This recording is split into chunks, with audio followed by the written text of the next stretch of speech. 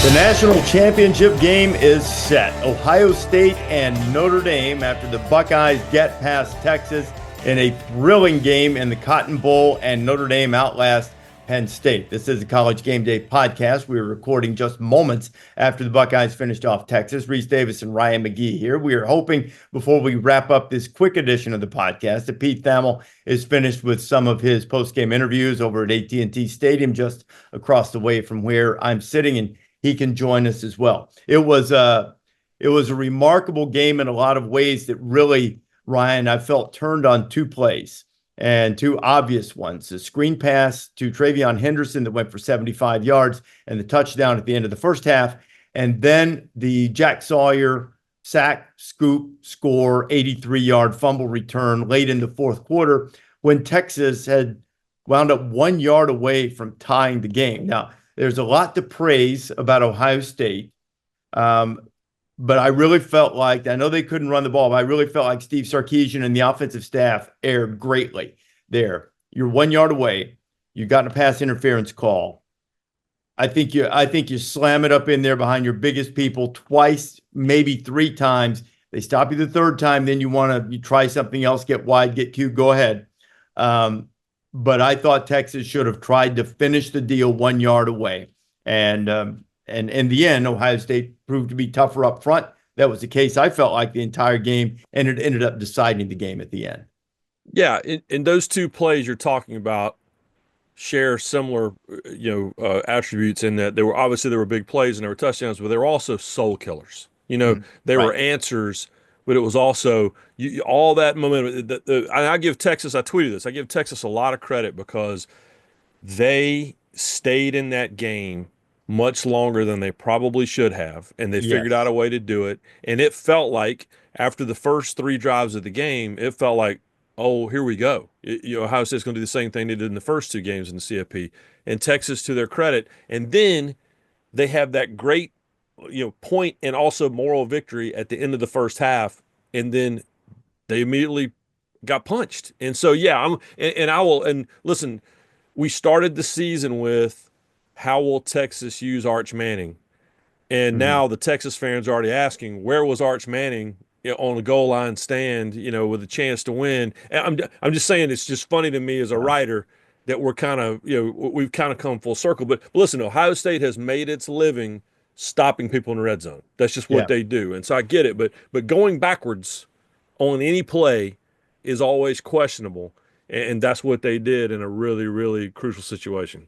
Yeah, you could tell they didn't have confidence to get any push, and understandably so, they hadn't gotten any. But then they brought in heavy personnel in the first one. They got stuffed. I would think I would have tried it two more times.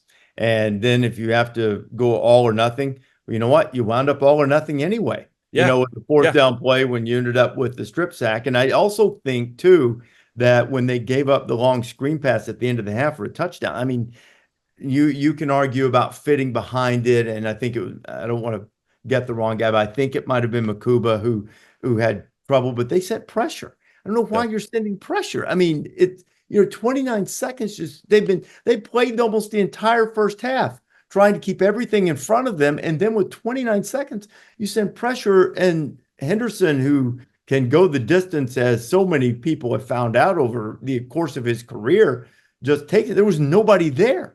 It was almost unconscionable. And then, to your point, for Texas to fight back and for Texas to have a chance to tie the game, to have a chance to tie the game again and stay in the game. I felt like, though, watching the whole thing, to me, clearly the better team won the game because everything was so much harder for Texas to get done. For Texas to get anything done than it was for Ohio State. Ohio State often seemed to be their own worst enemy, whether it was Travion's unsportsmanlike conduct, or it was a holding penalty, or, whatever it was.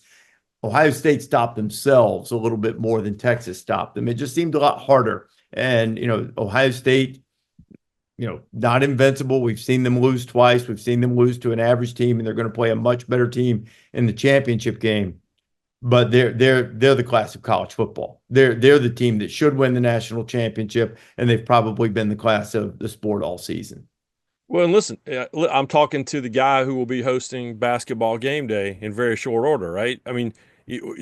Everyone wanted March Madness type of excitement with a playoff expansion. Well, guess what? What do we always say in March? A team that maybe didn't win their conference tournament, and a Mhm. team that maybe ended the regular season on a down note. But then there's also those teams that end their regular season like that, and they're always the ones that we talk about. You don't want to play them right now. A 3 seed coming out of the whatever region, you don't want to play them right now, and that's who Ohio State is. And so it's interesting because I obviously saw Texas a lot this year, being on the road with Marty McGee, and we were with them a lot of times. They were a good football team, but like Georgia, I don't feel like they improved as the year went on. They look very much like the team at the end of the year that I saw in the middle of the year, or even back in September, whereas Ohio State had flaws throughout the year. And we say it all the time, right? It's okay to improve. And they have, Mhm. this is the team we expected to see all year. And Yes. so when you get away with one, which they kind of did, in that game on Friday night, then yeah, you maybe you got your mulligan was handed to you in some situations, and now it's going to be they're 9.5 point favorite was last I saw is how it Mhm. opened, and so I don't think that's going to move any. It might even get a little bit worse if you're a Notre Dame fan. Yeah. Best in the Game is brought to you by Old Dominion Freight Line, helping the world keep promises. And best in the game, I think you're going to have to give it to Jack Sawyer. Everybody's going to talk about and rightfully so. And I hate that phrase, by the way. Who's everybody? We're the ones talking. You're tired. I get it. You're tired. That's fine. For Ewers. Pressure comes. Sawyer knocked it out and picks it up. Jack Sawyer headed down the sidelines. Ohio State scoop and score and dagger from 82 yards. I think Herbie said it on the telecast. One of the great plays in Ohio State history. It's something that's going to go down in Buckeye lore, particularly if they win the national championship. And also because Jack Sawyer is a guy who grew up bleeding scarlet and gray. When he gets a cut on his arm, little Buckeyes trickle out of his veins and ooze from his soul. And he was the one who was in the midst of trying to stop Michigan from the flag planting. He was the one who has been, or he is the one who has been giving, rousing talks to the team just before they depart the field in the warm-up. He's a leader and a captain. He was a 5-star, as I recall, who honestly really hadn't played to 5-star level for most of his career. But when the best has been demanded here at the end, and he's had a really good year, but he's had a great playoff and he's had a great end of the season because he should have had his signature moment in the Michigan game because he made the great Yep. interception to stop a Michigan threat. Didn't work out. And now he has it. And now the opportunity to win a national championship. And it's really a fascinating thing, the way that everything has turned for Ohio State over the course of this time, and the study and the psychology of being able to turn it loose, but only after catastrophe. It's sports catastrophe with all going on in the world. I should be careful with the verbiage, but sports, we all understand the vernacular, the sports disasters. And the loss of that game to Michigan, and then how Ohio State's played since, is like, why can't you just turn it loose all the time? Well, I mean, that's not how it works. That's why, the greatest hitters in baseball occasionally go into slumps and they can't figure it out. Greatest pitchers, keep finding the middle of the plate. The best basketball players in the world can't win the championship or whatever sometimes. Your golf swing goes away. Right. Yeah. Yeah. I mean, things happen, and and really the response to it, something Ryan Day's been talking about it, and Ohio State's response has been exemplary. Yeah, and I think Holly Rowe told the story in the broadcast. Now we had heard it earlier this week, some of the media stuff that, you know, Sawyer, his dad was like, when Ryan Day gets the job, his dad's like, all right, let's put a pause on things because he committed to Ohio State as a high school freshman, and his Mm-hmm. dad's like, all right, let's put a pause on things, let's wait and see. And when Dad wasn't paying attention, Sawyer called Ryan Day and go, oh no, I'm still all in. So he was, and then Rece, we're writers at heart, right? And Mm-hmm. if I wrote a screenplay that said that two guys are roommates at Ohio State, and the Mm-hmm. one guy leaves to go be a quarterback somewhere else, and then the guy who stayed hits the guy who left and recovers the fumble to put the team that the other guy left that he stayed for in the national championship game, it would be put in the shredder and sent back to me in a box, right? Like, this is ridiculous. And so the story, and then it was a great exchange, and Sawyer said it in his post-game interview. He said, the question was, what was it like talking to Ewers? And he said, he walked over to me and said, screw you, man. And then our production truck had an amazing replay of it. And you could kind of see them like, all right, buddy, good one. I know you and Quinn were roommates. Did you have a chance to talk to him after and talk about the play? Yeah, I did. He was walking off. He said, screw you, and started laughing. That's my boy.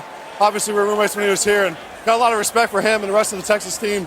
I mean, that's a great team. They took it 4 quarters, and, they had a great season, so shout out to them, too. It's great. And Sawyer sharing what Ewers said to him there. And so it was the most 2025 college football story you could possibly come up with. But what a moment! And I know Texas fans are hurting, but that team overachieved tonight and pushed who's the best team in the country right now to the brink. A night like this, Ryan, is for the winners. But you mentioned you've seen Texas a lot this year, and they're a really good team. But I think they're at a little bit of a crossroads. And it's not just because of Quinn Ewers. They've played 2. They've got stars. We're told they've got draft choices on the offensive line. And they've played 2 formidable defensive fronts, and they've largely been manhandled. And Sark has had to try to scheme around it, both times, all 3 games, 2 Georgia games, the Ohio State game tonight. I think they've got to improve there. Maybe people want to put it on Ewers. I'm not sure that's fair. I'm not really sure, long-term what Quinn's legacy, if that matters to him, is going to be at Texas. Really good player. Won a Big 12, but came up a little short in the playoff last year, came up a little bit short this time. The whole thing with Arch behind him. I think oddly enough, a lot of Quinn's legacy will be remembered based on how Arch does.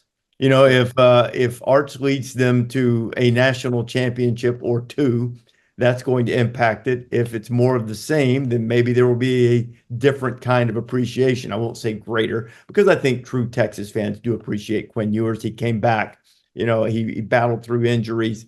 He made big plays. He made a memorable play in Texas history to get them to this point with that 4th and 13 throw. But it's a really interesting time for Texas, I think, to see if for the 2nd year in a row being on the goal line with a chance perhaps to go to the national championship game, definitely last year, but at least to stay in the fight this year, and you can't make the play. And, some of the similar things have popped up. I know they had running back injuries, but it didn't also always appear to be a running back problem, necessarily with Texas. Would you concur with that? Yeah, 100%. It reminds me, I mentioned Georgia a second ago. It reminds me more than a little of Georgia 5 years ago. They're doing everything right, except they can't get around a certain opponent. And they always look like they're missing 2 guys up front. Or if they have one injury, it's devastating to their chances in certain places, as opposed to having the depth of an Alabama that Georgia couldn't get around, or whomever else. And so that's what it reminds me of. And I guess if you're a Texas fan, the good news is Georgia figured it out. Right. And they won back-to-back national championships, with a chance at another one. And so they're close. And we have to be careful not to discount, and we're not, but I'm just saying it, for the aggregators, your people, but Hey, McGee have made it to the Final Four the last 2 years. Yeah. And you did win a conference championship and then transition to a new conference, which is extremely difficult. Ask Utah about that. Yeah. And you almost won another conference championship. And so to be in the Final Four in 2 different playoff formats, and to be in 2 conference championship games in 2 different conferences, and to do all these things, you can't take away from that. But there's still that's actually a good point, because I should have been more clear. I do think they're at that inflection point. Maybe it's a better phrase. Crossroads. You're exactly right. Crossroads. Inflection point is probably a better phrase, meaning that if they are going to take the next step from really good to elite, because they probably should have won the SEC this year, based on a couple of things. One, based on their schedule. And then secondly, they should have had a big lead at halftime because they dominated Georgia in the first half. For some reason, couldn't score. Maybe some of the problems that cropped up tonight, not being able to score when they got in tight quarters against Ohio State. So we're talking about the problems of the elite, the things that you have to do to take that next step. And maybe it's simply, responding a little bit better to this type of adversity, which Ohio State is now teaching a master class in. As we look ahead briefly at this, and we're just going to spend a few minutes here for a quick podcast tonight, Ryan. But as you look ahead to the Notre Dame game, Notre Dame they've got a ton of injuries. They're sort of hanging on. They fight and scrap, and they're as tough a team as I remember seeing. And it seems like they're playing with house money. I'm sure they don't feel that way. They're going to want to win a championship. But, Fighting Irish might be able to put a little game pressure on Ohio State too, especially because you lose to Texas. That's one thing. You lose to a Notre Dame team that is, while it made big plays against Penn State in the Orange Bowl, I would say that explosive capabilities, particularly in the passing game, are somewhat limited. And, so there's going to be a great expectation for Ohio State to take care of business and sort of throttle Notre Dame. I'm not sure. I'm not sure Notre Dame is throttleable, but if they are, Ohio State would be the team to do it. Yeah. Well, and maybe there are some things that Texas showed Notre Dame, on Friday night to maybe show them a little bit of a roadmap, because it certainly was a lot more difficult, I think, than people thought it was going to be. And it's but yeah, when you talk about one step away from the elite. And I felt like we've been having this conversation about Notre Dame since our boy Lou Holtz was head coach, right? But 1988, man, that's it's been a minute. But how many times have they been this close? I mean, even just the next few years after 1988, they were one win away. They were they probably should have been champions in 90. Right, a few votes away, right? Yeah. And so it's so Notre Dame does not have to be told about the difficulty of fine-tuning your way. But I said this after the game on Thursday night, but Notre Dame, and Brian Kelly be the first one to tell. Brian Kelly's talked to a lot of us about the difficulties of, and Lou Holtz would tell you about it, all his coaches would, about the difficulties that come with the Notre Dame job that don't exist anywhere else. And a lot of that is what they call the gold seats, right? You don't want to change the way we've always done it because, the Four Horsemen played there 100 years ago. But now you've got a kicker from South Carolina who just won the football game. You got a quarterback from Duke that got you there. It's a 2025, 2024 type of roster, type of football team. And I don't know that that's a school that was willing to do a lot of those things in the past. And so they feel more modernized than they've ever been, but they also don't feel as big and strong and fast as Ohio State is. But I'm going to tell you something, man. They are so well coached. Oh, they're so resilient. Marcus Freeman is a star, and Al Golden has been brilliant working with Marcus, who's also a defensive-minded coach, and smart hire of Mike Denbrock, offensive coordinator, to do exactly what they can do on offense, and maybe the extra days. Jeremiah Love, who certainly looked perfectly healthy on that touchdown run he had, although we all know he's not, wearing that knee brace, just a force of his will to get into the end zone. And Marcus Freeman being an Ohio State alum and still tight with Jim Tressel, there's there would be a lot of storylines there. But I think you said 9.5-point favorite. I wouldn't be surprised if that grows a little bit more. It's but Ohio State's in for a fight. I mean, I can guarantee you that Notre Dame's not going to go down quickly. And you mentioned Holtz. I'm actually going to Holtz's birthday party tomorrow. And while I hate it for Penn State and felt badly for Drew Aller, I hate to see, a game turn on mistake like that one and the heartbreak that comes with that. But I will say that Notre Dame win certainly made things more festive for that evening instead of having to, listen to all the things that they did wrong and that Tony Rice could have fixed back in the day or something. We'll get to talk a little bit more about him playing for the national championship. Although by the time I get there, Lou may be fretting over how to slow down the Buckeyes by then. I don't know. So hey, but so now we got those silver helmets with those Buckeye stickers and those gold helmets playing for a national championship. I mean, for a couple of people who fancy ourselves as college football historians, Rece Davis, that's hard to beat, man. In the first year of an expanded playoff and all this modernization and NIL and transfer portal, and college football is not the same as it's ever been.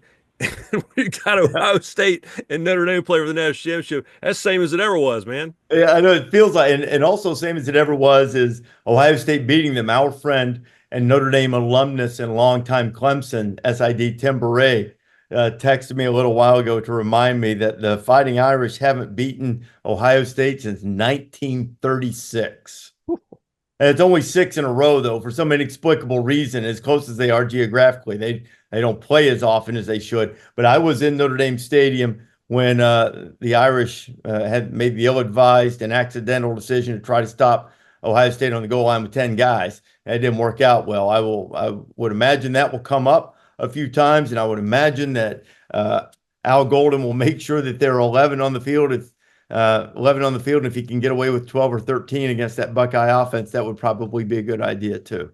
Yeah, well, and to your point, though, the biggest difference between Notre Dame and Ohio State is in the game on Friday night. Ohio State, they penalized themselves into a lot of trouble, and they had a lot of drives in because they couldn't close and because they weren't thinking at the right time. And I don't know, I don't have the stats in front of me, but the final penalty count was not in their favor. That's not what Notre Dame does. And so they're not going to make mistakes. Now, might not be as good as you talent-wise, but you're not going to be allowed a lot of mistakes because they're not going to make a lot, certainly when it comes to dumb penalties. And so it'll be they will play a tight football game. We'll just see if they can keep up, over the course of 4 quarters. We'll see. It was a great performance by Notre Dame to pull it out in the Orange Bowl, and a tremendous performance by Ohio State again. They are 3 for 3 in outstanding performances. This one maybe not as pristine as the first two, but with an opponent like Texas and this atmosphere with maybe a little bit of an edge to the Texas crowd in their home state, the Buckeyes proved stronger again. They're now 4-1 at AT&T Stadium, and twice as many wins in that stadium in this state than Texas has all time. So Ohio State sort of made it its home away from home. Ryan, thanks for jumping on. Always a pleasure, and I'm sure we'll see you somewhere down the road before too much. I'll be in Atlanta on Friday. Come find me. Look forward to it, my friend. Look forward to it. This has been the College Game Day podcast. Thanks for listening. We encourage you to subscribe or download wherever you prefer to get your podcast, and we hope that someone rescues Pete from the locker room at AT&T Stadium.